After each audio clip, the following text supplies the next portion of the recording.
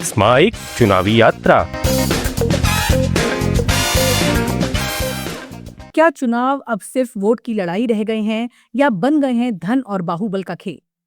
असम में 14% उम्मीदवारों पर आपराधिक केस, करीब 40% करोड़पति और उसी मैदान में जनता से किए जा रहे हैं बड़े बड़े वादे। कहीं 25 लाख तक की गारंटी तो कहीं विकास बनाम भ्रष्टाचार की सीधी टक्कर।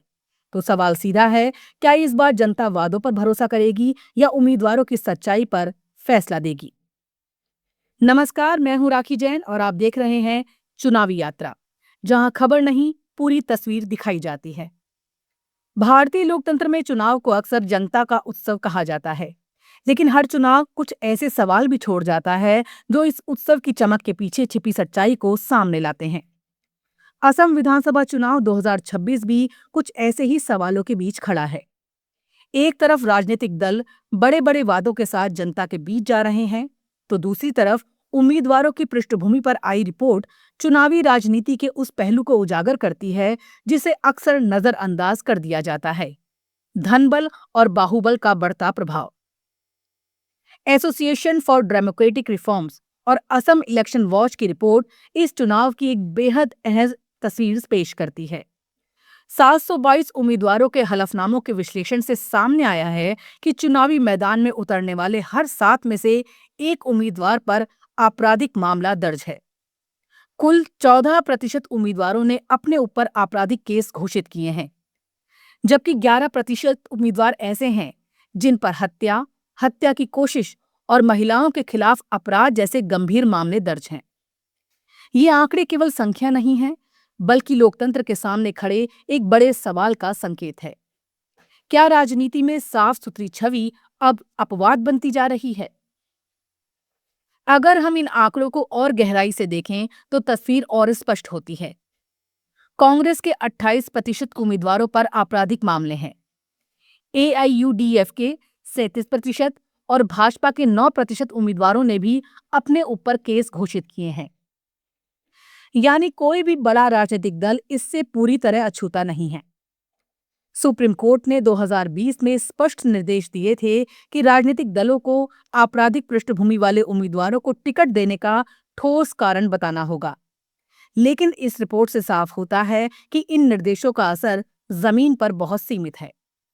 पार्टियां अब भी लोकप्रियता और सामाजिक कार्य जैसे सामान्य कारण देकर उम्मीदवारों को टिकट दे रही हैं। लेकिन चुनाव की कहानी केवल बाहुबल तक सीमित नहीं है। इसमें धन बल की भूमिका भी उतनी ही अहम है।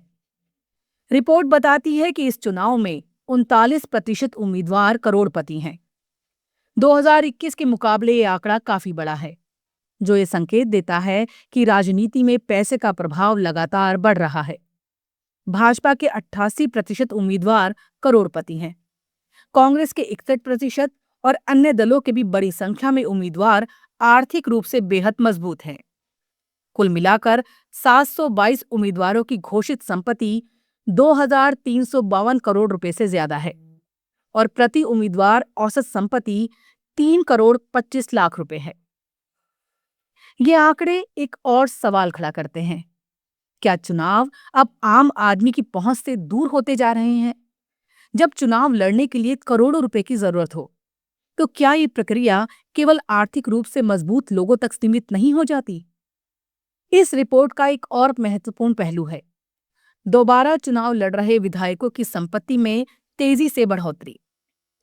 पिछले 5 साल में उनकी औसत संपत्ति में लगभग 80% का इजाफा हुआ है। 2021 में जहां ये औसत 4.17 करोड़ रुपए थी, वहीं 2026 में ये बढ़कर 7.52 करोड़ रुपए हो गई है। ये बढ़ोतरी केवल आर्थिक आंकड़ा नहीं है, बल्कि पारदर्शिता और जवाबदेही पर भी सवाल उठाती है। हालांकि इस चुनाव में केवल धन और बाहुबल की कहानी नहीं है। यहाँ वादों की भी एक लंबी सूची है, जो राजनीतिक दलों के एजेंडे को तय करती है। कांग्रेस ने इस बार 6 बड़ी गारंटियों के साथ चुनावी मैदान में उतरने का फैसला किया है। हर महिला के बैंक खाते में मासिक नकद हस्तांतरण, हर परिवार को 25 लाख रुपए तक का कैशलेस स्वास्थ्य बीमा, वरिष्ठ नागरिकों के लिए पेंशन और युवाओं के लिए आर्थिक सहायता। ये सभी वादे सीधे तौर पर आम जनता की जरूरतों को संबोधित करते हैं। इन गारंटियों का मकसद साफ है, एक ऐसा सामाजिक सुरक्षा जाल तैयार करना जो हर वर्ग को कवर करे, खासकर महिला वोटरों और आर्थिक रूप से कमजोर वर्ग को ध्यान में रखते हुए ये रणनीति बनाई गई है। लेकिन इन वादों के साथ ही कांग्रेस ने भाजपा पर तीखा हमला किया है। पार्टी अध्यक्ष मल्लिकार्जुन खड़गे ने राज्य की सरकार को डबल इंजन नहीं बल्कि डबल लूट की सरकार बताया। उन्होंने आरोप लगाया कि राज्य में भ्रष्टाचार बढ़ा है और लोगों को डराकर राजनीति की जा रही है। दूसरी ओर भाजपा अपनी सरकार के कामकाज और विकास के एजेंडे को लेकर जनता के बीच जा रही है। मुख्यमंत्री हिमंता बिस्वा शर्मा के नेतृत्व में पार्टी तीसरी बार सत्ता में आने की कोशिश कर रही है। भाजपा का दावा है, पिछले वर्षों में राज्य में विकास की गति तेज हुई है और कानून व्यवस्था में सुधार आया है। पार्टी इस चुनाव को स्थिरता बनाम अस्थिरता के रूप में पेश करने की कोशिश कर रही है। इस चुनाव में आरोप प्रत्यारोप की राजनीति भी अपने चरम पर है। कांग्रेस जहां भाजपा पर भ्रष्टाचार और डर की राजनीति का आरोप लगा रही है, वहीं भाजपा विपक्ष पर अस्थिरता और अवसरवाद का आरोप लगा रही है। दोनों पक्ष अपने अपने नैरेटिव के जरिए जनता को प्रभावित करने की कोशिश कर रहे हैं। लेकिन इन सब के बीच एक और महत्वपूर्ण पहलू है, महिला भागीदारी। 722 उम्मीदवारों में केवल 60 महिलाएं हैं, यानी लगभग 8%। ये आंकड़ा पिछले चुनाव के बराबर है और ये दिखाता है कि राजनीति में लैंगिक संतुलन अभी भी एक बड़ी चुनौती बना हुआ है।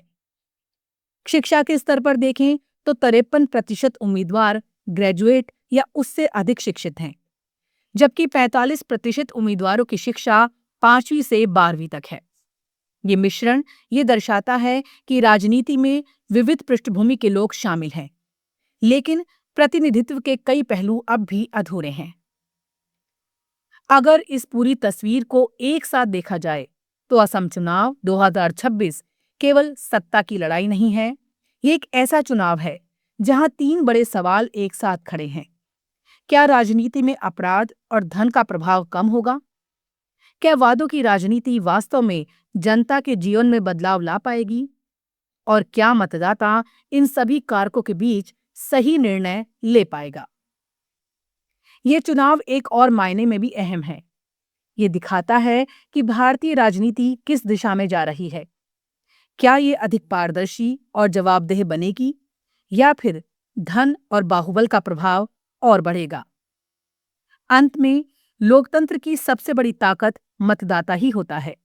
वही तय करता है कि किसे सत्ता में आना है और किसे नहीं। लेकिन ये फैसला केवल वादों के आधार पर नहीं, बल्कि उम्मीदवारों की पृष्ठभूमि, उनकी विश्वसनीयता और उनके काम के आधार पर भी होना चाहिए। चुनाव में सिर्फ वादे नहीं, चेहरे भी मायने रखते हैं, और सिर्फ भाषण नहीं, पृष्ठभूमि भी।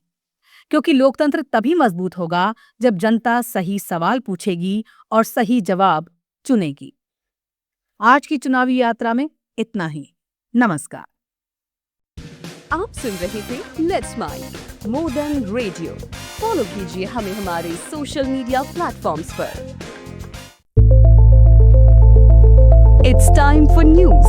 It's time for more than radio. Presenting the first radio news app, Let's Mic. Let's Mic, a news-based app on your phone where you get to watch and listen news, talk shows, interviews, radio show podcasts. On Let's Mic, you get all relevant information of TV, print, radio, podcast, and digital. Let's Mic talks about every segment of life.